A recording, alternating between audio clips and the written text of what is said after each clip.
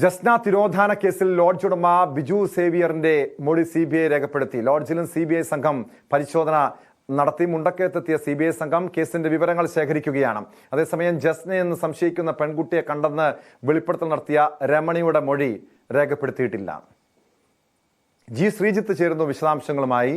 ശ്രീജിത്ത്, കഴിഞ്ഞ ദിവസമാണ് ഈ ലോഡ്ജിലെ മുൻ ജീവനക്കാരിയായിരുന്ന രമണി ഈ ജസ്നയെ കാണാതാകുന്നതിന് ഏതാനും ദിവസങ്ങൾക്ക് മുൻപ് ആ പെൺകുട്ടിയെ ലോഡ്ജിൽ കണ്ടെത്തി എന്ന രീതിയിലുള്ളൊരു മൊഴി നൽകിയത്.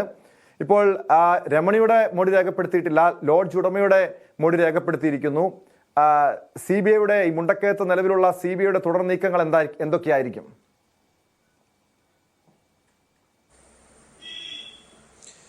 ടോം, രമണിയുടെ മൊഴി രേഖപ്പെടുത്തുമെന്ന് തന്നെയാണ് നമുക്ക് മനസ്സിലാക്കാൻ സാധിക്കുന്നത്. കാരണം അതും കൂടി ഇതിന്റെ ഭാഗമാണ്. രമണിയാണ് ഇങ്ങനൊരു വെളിപ്പെടുത്തൽ നടത്തിയത്. ഇന്ന് രാവിലെ ഏതാണ്ട് 11 മണിയോട് കൂടിയാണ് CBI സംഘം എത്തുകയും ഈ ലോഡ്ജിൽ ആദ്യം പരിശോധന നടത്തുകയും ചെയ്തത്. തുടർന്ന് വിശദമായ മൊഴി രേഖപ്പെടുത്തേണ്ടതുണ്ട് ഈ ലോഡ്ജ് ഉടമയുടെ. അതുകൊണ്ട് തന്നെ മുണ്ടക്കയം TBയിലാണ് അവർ കാത്തിരുന്നത്. അവിടേക്ക് ഈ ലോഡ്ജ് ഉടമ എത്തുകയായിരുന്നു. എന്തായാലും രമണിയുടെ മൊഴി കൂടി രേഖപ്പെടുത്തും. കാരണം രമണിയുടെ മൊഴി വീണ്ടും മാധ്യമങ്ങളിലൂടെ നടത്തിയ ഒരു വെളിപ്പെടുത്തലാണ് വീണ്ടും CBI ഈ ഒരു വിഷയത്തിലേക്ക് എത്താൻ കാരണമായത്. അതുകൊണ്ട് തന്നെ രമണിയുടെ മൊഴി രേഖപ്പെടുത്താതെ മുന്നോട്ട് പോകാൻ കഴിയില്ല എന്നുള്ളത് വളരെ പ്രധാനപ്പെട്ടതാണ്. എന്തായാലും അതുകൊണ്ട് തന്നെ രമണിയുടെ മൊഴി കൂടി രേഖപ്പെടുത്തി ഒരുപക്ഷെ CBIയുടെ പരിധിയിലുള്ള മറ്റെന്തെങ്കിലും സംശയങ്ങൾ നിവാരണം ചെയ്യണമെന്നുണ്ടെങ്കിൽ അതിനും കൂടി നടപടി പൂർത്തിയാക്കിയ ശേഷമായിരിക്കും അവർ വൈകാതെ ഇന്ന് തന്നെ മടങ്ങുമെന്നുള്ള സൂചനകളാണ് ഇപ്പോൾ ലഭിക്കുന്നത്. പക്ഷേ CBI സംഘത്തിൽ നിന്ന് ഔദ്യോഗികമായ അത്തരം വിവരങ്ങളൊന്നുമില്ല. എന്തായാലും ഇരുവരുടെയും മൊഴി രേഖപ്പെടുത്തുക എന്നുള്ളത് തന്നെയാണ് ഈ ഒരു വരവിൻ്റെ ഉദ്ദേശം. ടോം,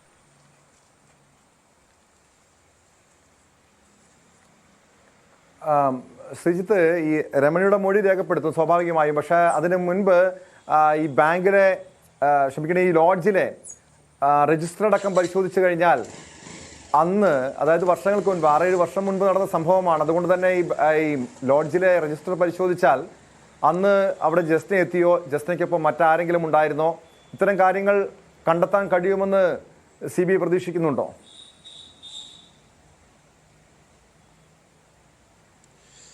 വലിയൊരു പ്രതീക്ഷയുമായാണ് CBI സംഘം എത്തുന്നതെന്ന് കരുതാൻ വയ്യ ടോം. കാരണം മുൻപ് ക്രൈംബ്രാഞ്ച് കേസ് അന്വേഷണം നടത്തിയപ്പോഴും ഈ രമണിയുടെ ഭാഗത്തു നിന്ന് സമാനമായ മൊഴികൾ നൽകിയിരുന്നു എന്നാണ് അന്ന് കേസ് അന്വേഷിച്ച ഉദ്യോഗസ്ഥരിൽ നിന്ന് നമുക്ക് മനസ്സിലാക്കാൻ സാധിക്കുന്നത്.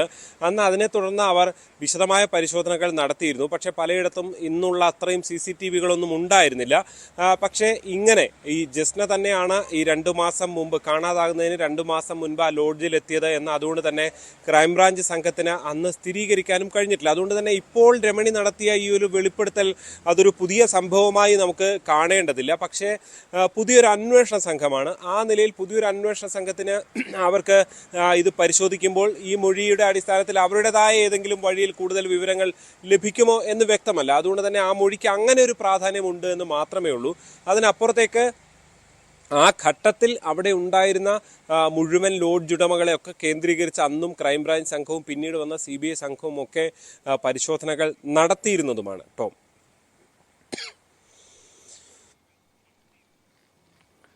വ്യക്തമാണ്. ശ്രീജിത്താണ് കോട്ടയത്ത് നിന്ന് വിവരങ്ങൾ നൽകിയത്. ജസ്ന തിരോധാന കേസിൽ നാളുകൾക്ക് ശേഷം CBI സംഘം മുണ്ടക്കയത്ത് വീണ്ടും എത്തിയിരിക്കുന്നു. ലോഡ്ജ് ഉടമ ബിജുവിൻ്റെ മൊഴി രേഖപ്പെടുത്തിയിട്ടുണ്ട്.